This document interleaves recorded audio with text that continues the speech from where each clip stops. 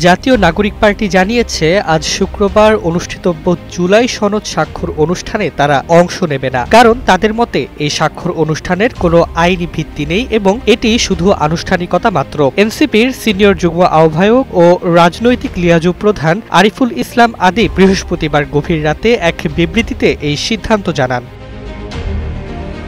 তিনি বলেন, যেহেতু স্বাক্ষর অনুষ্ঠানের মাধ্যমে কোনো আইনি বার্তা অর্জিত হবে না, এটি কেবল আনুষ্ঠানিকতা। আমরা বহুবার আইনি ভীতির ওপর জোর দিয়েছি। আইনগত প্রক্রিয়া সম্পন্ন না হলে এই ধরনের অনুষ্ঠানের ফল হবে জুলাই ঘোষণাপত্রের মতো আরেকটি একপাক্ষিক দলিল।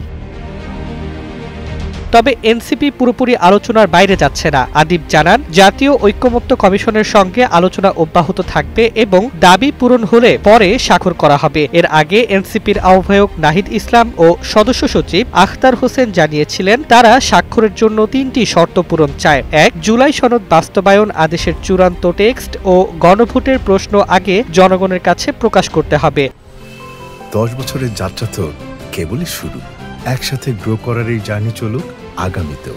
পাঠাও 10 years of growing with you।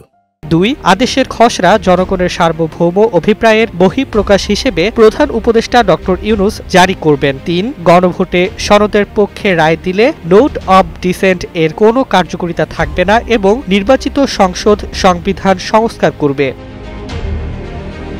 স্বাধীনতার ঘোষণা বাদ দেওয়ার সুপারিশ থাকায় বামপন্থী 4 দল সিপিবি, বাসদ মার্ক্সবাদী ও বাংলাদেশ জাসদ স্বাক্ষর অনুষ্ঠানে অংশ নেবে না।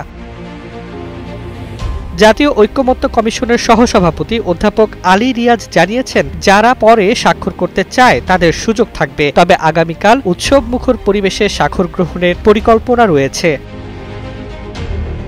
আজ বিকেল 4টায় জাতীয় সংসদ ভবনের দক্ষিণ প্লাজায় অনুষ্ঠানে নেতৃত্ব দিবেন প্রধান উপদেষ্টা ও কমিশন সভাপতি ডক্টর মোহাম্মদ ইউনূস।